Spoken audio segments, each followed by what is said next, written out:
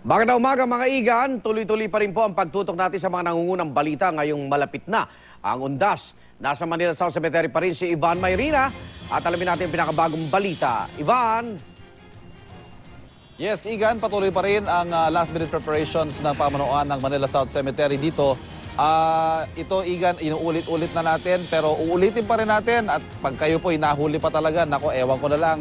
Yung mga bawal, huwag niyo kakalimutan. Alak, matutulis sa bagay, stereo, tiner, baraha, radyo, lagare, mga malalaking speaker. Bawal po yan. Huwag niyo nang ipilit. Huwag na kayong umasang makakalusot kayo. Kapag nahulihan po kayo niyan, kukumpiskahin yan. Hindi naman ho talaga kukunin. Pwede niyo rin makuha paglabasin nyo. Pero bakit pa kayo magpapaabala? Alam niyo naman pong bawal yan. At paalala po sa ating mga motorista, simula po bukas at tanghali, sarado na ang ilang kalsada dito sa paligid ng Manila South Cemetery. Kabilang na po dyan itong South Avenue at Vito Cruz. Muli, huwag na po tayo magpumilit.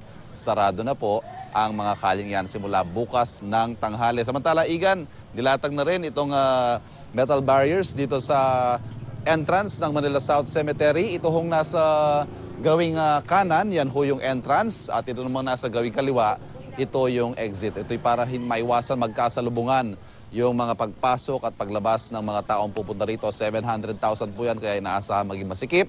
At yung seguridad naman po dito ay babantayan ng hindi bababa sa 700 pulis.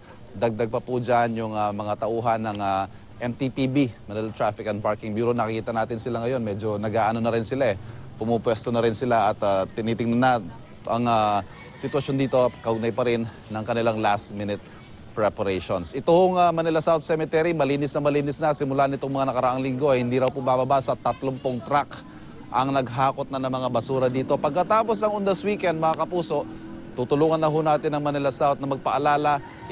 Ito ho ay himlayan ng ating mga mahal sa buhay. Huwag ho nating basusin, huwag ho nating dumihan. At yan, Igan, ang pinakasariwang sitwasyon mula dito sa Manila South Cemetery. Balik sa'yo.